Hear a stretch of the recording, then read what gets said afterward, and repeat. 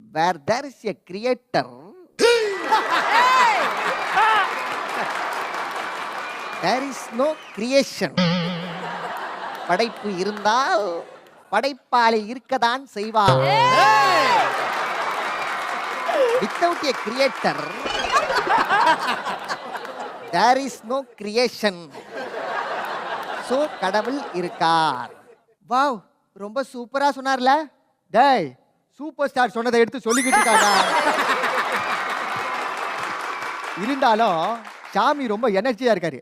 Xiaomi, உங்க எனர்ஜிக்கு என்ன காரணம்? I am telling about the truth of energy.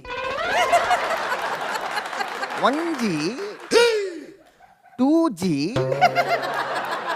3G all come from energy. வேற level G.